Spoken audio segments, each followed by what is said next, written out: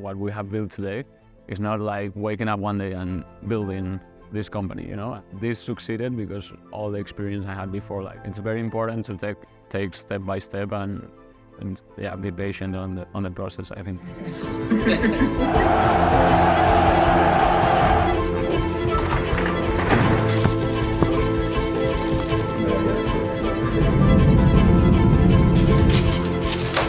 Welcome back to Pack Heavy Chase Light. For this episode, we have Guzmán Colilla. When Guzman was a teenager, he was skiing a lot in Spain and started messing around with GoPros. And then in college, he pretty much built his own ski company. After college, he got an internship and started working at GoPro. He left GoPro, became the social media manager for Real Madrid, helped Real Madrid build their entire social media dominance of 300 million followers or something.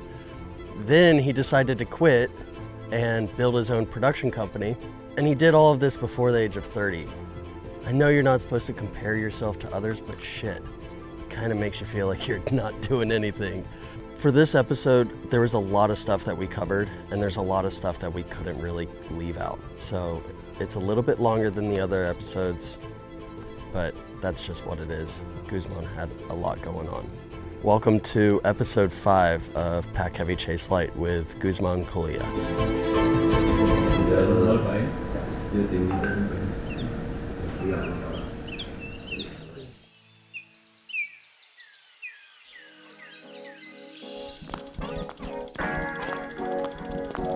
Mi nombre es Guzmán Colilla, tengo 29 años, nacido en España, Madrid, y actualmente soy el director de una agencia de marketing deportivo especializada en llevar la imagen de deportistas y marcas. Se llama The Crown Creators. Yeah, I think when I was a little kid, it's hard to say, but I struggled trying to find out who I was. I always wanted to succeed like in sports or things like this and try to be the cool guy at school because I was a really bad student. It never worked out. I think at that age, if you had a GoPro at the beginning, for example, you would be like doing super cool stuff, you know, because you could get like really cool content without being an expert. And then going older, I always wanted to be like, or working in something like next to sports. So I started a clothing brand when I was like in university. So we had some skiers in Spain and we sponsored even guys in Finland and like in the Olympics and things like this. It was called Alik Ski Company. Hello, my name is Guzman and I'm the co-founder of Alik Ski Company.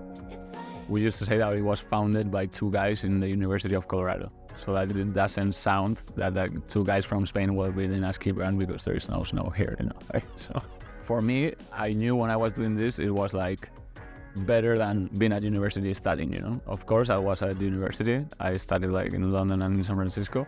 I had like a big coincidence in San Francisco because we had a professor of entrepreneurship, which is the founder of the North Face Hat Club.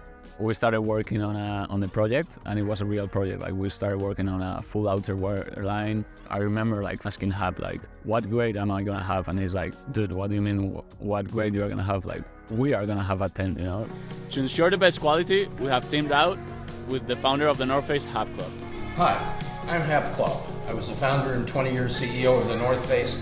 I talked about the passion they had. There's things that they were looking at that others didn't recognize. The thesis with me, so he graded the thesis and I got a 10. And it's weird because I come from getting kicked out of school here in Spain, and now in San Francisco they value what I'm doing because I'm being like an entrepreneur or something like that.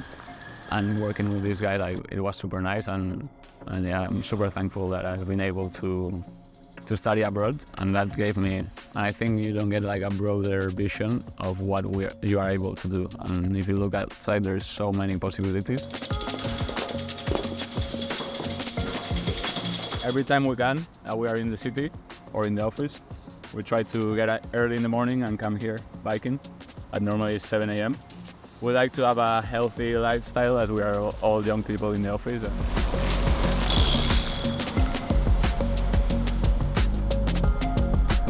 And yeah, we love to be competitive, always in a healthy way, but I think if you are not competitive, you are not experiencing good things or remaining active in your life.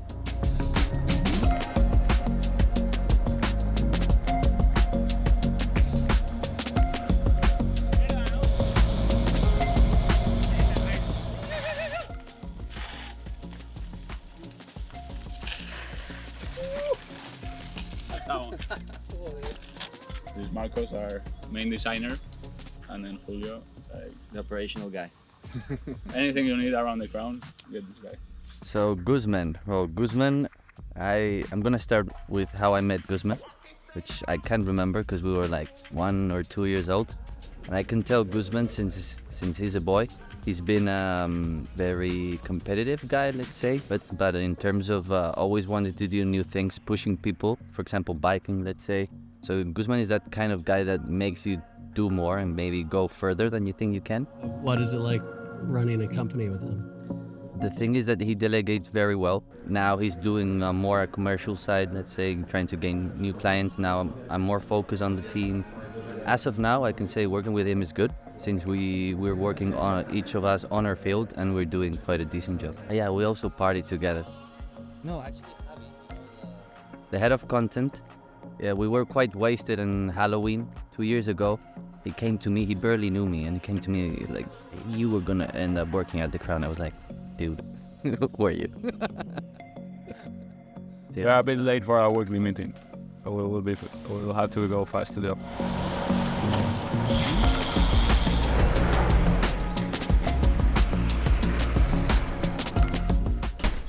Yeah, so Marcos today was the fastest. He arrived first. Last month I came first to the office, I think. But yeah, sometimes one guy is fitter than the other. Yeah, I left Real Madrid in 2019 to start this business. And yeah, it was scary, of course, but I somehow analyzed what was the pros and cons of staying at the club and not leaving. And somehow I felt the confidence that I could succeed. How I got in Real Madrid? He takes unconscious decisions, you know? He doesn't think. No risk. A friend of my brother was working at Real Madrid as head of social media in that moment.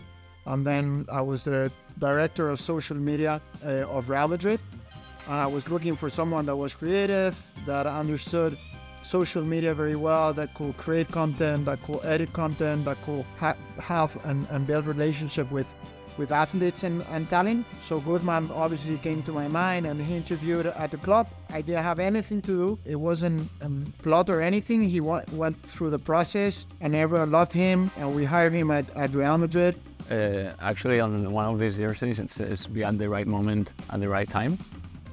And I think it's not that you have luck, but you suddenly something connects and you are there at that moment, so you take advantage of that. We made history, you know, because we became the biggest brand in sports, in social media, with over 300 million followers across Facebook, Twitter, Instagram, YouTube. And Guzman there was leading the video content strategy. I stayed 2 years being the social content manager in charge of everything that Real Madrid would post on social. Somehow I felt that there was more, you know, after 3 years at the club. And that's when his unconscious and free risk mindset came in place, and he said, hey, I'm going to create this creative agency and production company, and rest is history, I believe. Even my boss at that time, which I'm super thankful, he told me like, man, we are super happy with you, like I would love you to stay, but if you have this opportunity, you have like 2 or 3 years to go try it, and you can come back when you want. So moments like that and people that push you to do that is super important in life, and I think that helped me a lot. And from that I left the club, started working with this client, then started working later on with Marcelo from Real Madrid, then started working with Pelé from Brazil, and then a snowball effect came, and yeah, I don't know, it's been an amazing 4 years now, and here we're doing.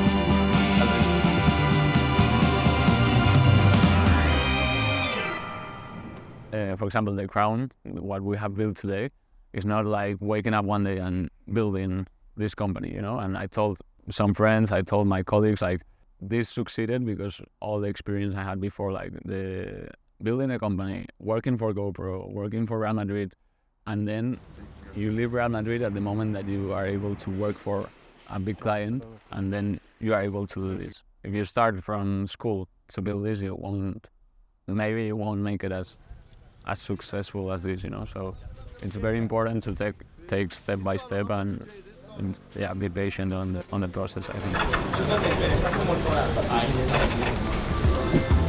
When we started, we wanted to build like a YouTube channel and show how was our life.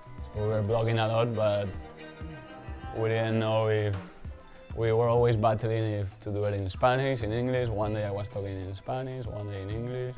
But when time started passing and we were doing better not to do our YouTube blog and focus on the work for our clients. And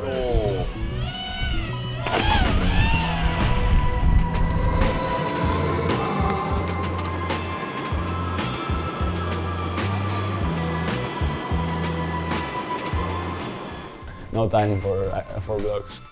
Al final, pues el trabajo que tenemos, estamos todo el día viajando y tengo la suerte de poder acompañarle a bastantes viajes. Hemos hecho bastantes dadidas con Messi, Pogba, y en los viajes no paramos absolutamente nada. Es un no parar, pero es increíble, la verdad, porque hacemos cosas increíbles y luego al final te ríes muchísimo con él. Porque al final pasamos casi las 24 horas juntos.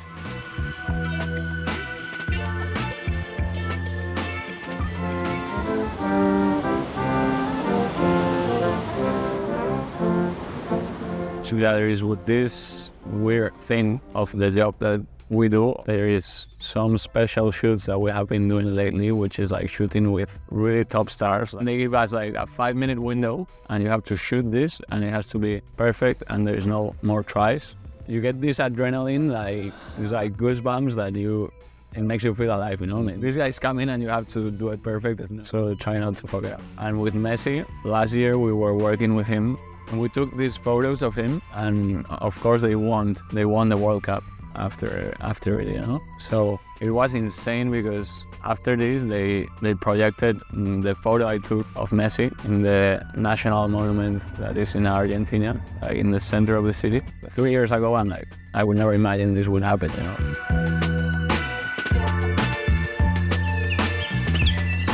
In my day-to-day of everything that I've done so far since the beginning. And obviously everyone asks, like, what are you gonna do in social media? Or what are you doing? Like, what is the future or what career? As well, what has been really tough, I think, is traveling a lot of hours working. Somehow our job is super sexy for everyone, like, so we are traveling to these amazing places with amazing people, and at the end of the day, those hours that you are traveling is work, and it's difficult to live in a life where everything you do is work, and your days off are similar to your work, so it's kind of tiring sometimes. It's tough because social media shows that your life is super nice, but what it's been working for me lately is to focus on what I want to do and trying to get everything the more efficient way I can.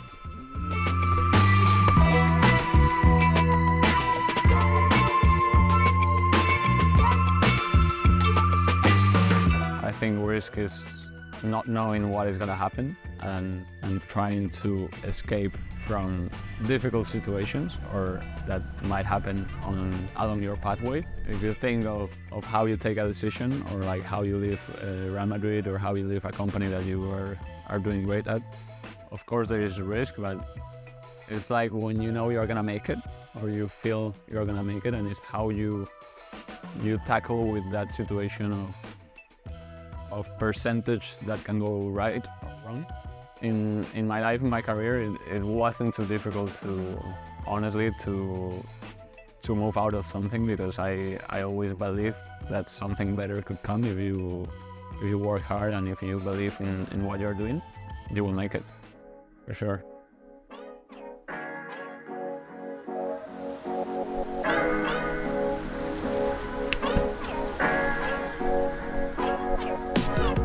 I didn't have time to put my full effort and sort of focus on GoPros. And one day I was just like, this needs to be my entire focus. This is what's like making me happy. So that was like a big reason as to why I quit my job. It was like that gut feeling that I'm meant to be doing something, but it's just a little bit scary.